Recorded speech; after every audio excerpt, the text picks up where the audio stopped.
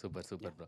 And as a person like who faced no negativity, peak negativity చూసాక మీరు ఇప్పుడు ఈ స్టేజ్లో ఉన్నారు. సో ఇప్పుడు అలాంటి నెగటివిటీ ఎవరైనా ఫేస్ అవుతున్నారో ఆర్ చూస్తున్నారంటే వాళ్ళకి మీరు ఇచ్చే మీ వర్డ్స్ ఏంటి? లైక్ వాళ్ళు అది ఫేస్ చేయాలంటే ఏం చేయాలి అన్నట్టు మీరు ఏం చెప్తారు?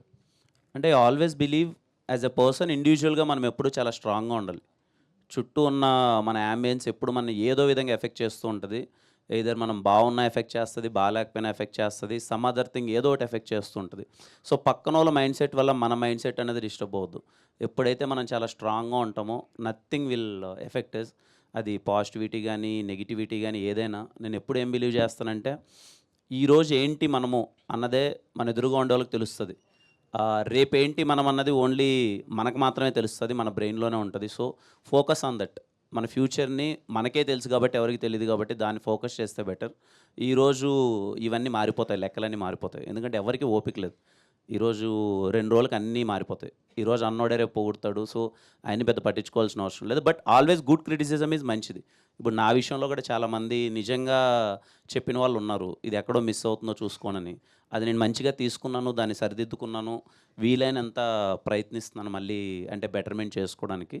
బట్ కొన్ని అన్వాంటెడ్ థింగ్స్ ఉంటాయి, దాన్ని పట్టించుకొని మనం ఎఫెక్ట్ అవ్వకూడదు అనుకుంటున్నాను Mukesh. Okay okay, Yeah. Thank you అన్న. గౌరీప్రియ గారు. హాయ్. హాయ్ అండి.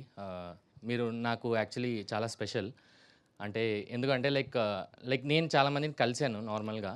బట్ మా ఇంట్లో మా మదర్ కానీ మా ఫాదర్ కానీ లైక్ ఫస్ట్ కలిసిన సెలబ్రిటీ అంటే అది మీరే actually. Really? Yeah, I still remember writer Padmabhushan preview show అయ్యాక you are waiting outside like taking all the compliments. So ఆ రోజు మా మమ్మీ మీతో మాట్లాడారు, మా డాడీ మీతో మాట్లాడారు. We even have a photo మీతో తీసుకుంది అనమాట. So nice. మా మమ్మీకి గౌరీప్రియ అంటే గుర్తుపట్టదేమో కానీ ఆ ఐమాక్స్ అమ్మాయి అని అంటే అడుగుతుంది. సో మీరు మా ఇంట్లో అందరికీ అలా స్పెషల్గా ఉన్నారు. ఆ రోజు కలిసి మళ్ళీ ఈ రోజు మిమ్మల్ని కలుస్తున్నాను. I'm so happy that I'm meeting you. So మధ్యలో దే వాజ్ అ ఫేజ్ నాకు మీ మీద తెలియని ఒక ఇరిటేషన్, ఒక చిరాక్ అనేది వచ్చేసింది అనమాట. అంటే రైటర్ పద్మభూషణ్ చూశాను, లైక్ బాగా చేశారు. దెన్ ఆ తర్వాత మోడర్న్ లవ్ నేను చూడలేదు. ఇన్స్టాలో, ట్విట్టర్లో, లైక్ వాట్సాప్లో ఎక్కడ చూసినా జింగడ్ దంగా అని చెప్పేసి మీరే ట్రెండ్ అవుతూ ఉన్నారనమాట. నాకేంటంటే మనం చూడని సినిమా ఎందుకు ఇంత ట్రెండ్ అవుతుందని చెప్పి ఒక తెలియని చిరాక్ దాని మీద. అదే చిరాక్తో నెక్స్ట్ లవ్వర్ చూశాను అనమాట. లవ్వర్ చూశాక I was completely blown away. అంటే ఇప్పుడు ఏ మూవీ అన్నా చూశాక హీరోతో మనం రిలేట్ చేసుకుంటాం, ఇది నేను అనిపిస్తుంది. బట్ నాకు తెలిసి లవర్ చూశాక హీరోయిన్ చూసి ఇది దిస్ ఇస్ మీ అన్నట్టు నాకు పర్సనల్గా లవర్ అనిపించింది. సో మిమ్మల్ని ఏం అడగాలనుకుంటున్నానంటే lover, I mean as portraying as Divya which is very complicated. How did you portrait, అంటే అది ఎలా చేయగలిగారు and what were the steps? మీకు ఈజీ అనిపించిందా? Like how did it happen portraying Divya అంటే ఆన్ స్క్రీన్? అంతగా నేనేమి దాని ఒక పెద్ద కాంప్లికేటెడ్ ప్రాసెస్ లాగా నేను చూడలేదు. డెఫినెట్లీ అగైన్ ఆ సినిమా కూడా 2 క్యారెక్టర్స్ మీద నడుస్తూ ఉంటుంది కాబట్టి we had a lot of discussions with the director and director క్లియర్గా ఎక్స్ప్లెయిన్ చేయడం వల్ల, చెప్పడం వల్ల I was able to do what ever I did. Again అక్కడ కూడా ఒక మంచి కోస్టార్ మణిగండన్ ఉండడం వల్ల that also really helped. Definitely Divya is a very very layered character. కొంచెం కష్టమనే అనిపించింది, but at the end of the day it's my job, so I do it. Nice.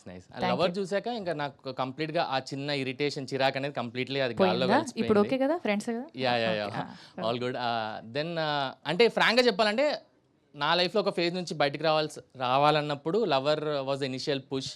And like దాని తర్వాత బయటకు వచ్చాను అంటే lover was one of the main reason. So thank you for lover, thank you for portraying Divya actually. Thank you. And you'll also love Chennai Love Story in a very different way. Yeah. So definitely do watch the film. Waiting for Chennai love story. And ఇంకో question మిమ్మల్ని అడగాలనుకున్నాను. Why are you so much obsessed with English? ఇంగ్లీషా? Obsession ఏం లేదు bro. అంటే మీ movie titles అని ఒకసారి మీరు అచ్చా సినిమాలా? అది వాళ్ళు పెట్టే, నా చేతిలో ఏముంటది? Okay, I just list out the నాకు తెలుసు. Mad, modern love, mail writer Padma Bhushan, mad, modern love Chennai, lover, happy Raj, Chennai love story. So wise this అంటే డైరెక్టర్ వచ్చి ఈ సినిమా టైటిల్ ఇంగ్లీష్లో ఉంటుంది అనగానే ఎస్ మనం చేస్తున్నామని మీరు ఒప్పుకుంటున్నారా? ఆర్ క్లెయిమ్ కాదు, బట్ యాక్చువల్లీ నేను కూడా ఈ పాయింట్ అంతగా ఆలోచించలేదు. But good observation. But cinema మంచి సినిమాలు చేయాలి అంతే. English, Telugu titles it's still fine, but I want to do good films అంతే. ఓకే అండి. సో నార్మల్ క్రష్ లిస్ట్లో ఎంతమంది అని ఉంటారు, but personally I'm a fan of your skill. Thank you so much. మీరు పోర్ట్రే చేసే క్యారెక్టర్స్ నేను యాక్చువల్లీ పెద్ద ఫ్యాన్ని. So thank you for that. And last one, అంటే మీరు కొన్ని మూవీస్లో మీరు క్యామియో చేశానని చెప్పేసి నేను విన్నాను. Like is that true? Yeah. ఏ మూవీస్లో మీరు చేశారు చెప్పొచ్చా? I did a small cameo in Fida. I did a small cameo in Love Story. I did a small cameo in a very old film. వరుడులో కూడా actually ఉన్నాను. That's my first film. వరుడులో చిన్న పిల్లని, నేను 4th క్లాస్ పిల్లని. ఆకాశ పందిర్లు భూలోక సందళ్ళు, ఆ పాటలో I was one of the girls who danced because that was the first time. Yeah. Okay, nice. ఇలా క్యామియో చేసి ఎంతోమంది నించొని మైక్ పట్టుకుని స్టేజ్ నుంచి కూర్చొని మైక్ పట్టుకోవాలన్న స్టేజ్కి రావాలని కోరుకుంటున్నాను. Thank you so much. Thank you so much. And Kiran bro, మీరు కూడా లైక్ చాలా మందిని ఎంకరేజ్ చేస్తున్నారు. లైక్ చాలా మంది ఆస్పైరింగ్ యాక్టర్స్ని హెల్ప్ చేస్తున్నారు, ఎంకరేజ్ చేస్తున్నారు. సో మీతో పాటు ఇలా ఆఫ్ స్క్రీన్లో అలా ఆన్ స్క్రీన్లో మీతో పాటు చాలా హిట్స్ కొట్టాలని కోరుకుంటూ థ్యాంక్ యూ ముఖేష్. మరిన్ని సినిమాలు చేయాలి, మంచిగా చేయి. ఇంకా కేరాంపై కాదు, ఇంకా చాలా సినిమాల్లో చూడాలి నిన్ను. Thank you Mukesh. Thank you. అన్న, ఇప్పుడు ఈ టీజర్ అండ్ సాంగ్స్ మొత్తంలో ఒక సాఫ్ట్ క్యారెక్టర్ అనేది మెయింటైన్ చేస్తున్నారు కదా. అక్కడ రాజావారు రాణివారు తర్వాత ఈ మూవీలో చెన్నై లవ్ స్టోరీలో చూస్తున్నాం. సో అప్పటి పర్ఫార్మెన్స్కి అండ్ ఇప్పటి పర్ఫార్మెన్స్కి మీలో మీకు కొన్ని చేంజెస్ అనిపిస్తాయి కదా, క్యారెక్టర్ వైజ్గా ఇట్లా.